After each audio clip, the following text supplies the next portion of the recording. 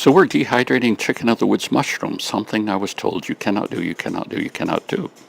Here is very young and very tender. You can see how flexible they are. Chicken of the woods. You can see they're smaller than my hand, these two. They're very moist. Now what I'm going to do is cut them up into these fine things, and then we're going to dehydrate them. So these are going to go straight into the dehydrator. You can get an idea of the thinness of these. Okay, we're continuing our video about drying chicken of the woods. People told me on one forum, don't dry it, ruin it, it'll just turn into a piece of wood. Well, look at this. Look how easily it breaks. That isn't wood to me. And then I'll put this to one side, or you can see it just here. Here's chicken of the woods powdered in my mortar and pestle. I have arthritis and different things, so it's not like I have a lot of energy and strength. So you can see I got that to powder up just fine. What we're looking at here is, you see how long this chicken of the woods was. It's a matter probably of picking it at the right point. At this point, chicken of the woods is extremely tender. The larger it grows, the more texture it's going to get.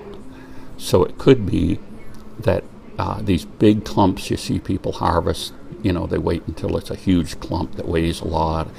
You know, some of them are the size of a basketball. And it could be at that stage it's become too textural to dry well. I'm not saying it isn't still good for eating, because I found that I purposely picked some of these at a later stage so that I would have more texture. So maybe you have to decide if you want to trade off texture for the ability to preserve it. But I see absolutely no problem with preserving it this way. So what we're going to do now in our second video is actually take this and try different techniques to rehydrate it. The first thing comes to my mind is putting it in the microwave for 5 minutes in a small amount of oil or water, and seeing what it's like after that. Obviously, if you were to put this in a soup or something like that, I think it would be fine. I've read about people substituting dried mushrooms like this, and I don't know whether this is going to fall apart again when I cook it or not, but kind of using dried mushrooms like similar to this as ramen noodles. In other words, you cook the same thing you would with noodles, but you use the mushrooms instead. So we're going to give it a try, but I am very encouraged by this experiment that shows that you can dehydrate chicken of the woods.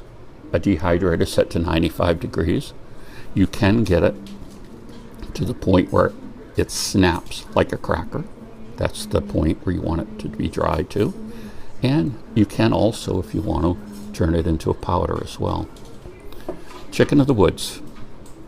And like I say, part 2 of this video will be about actually cooking it after it's been dehydrated.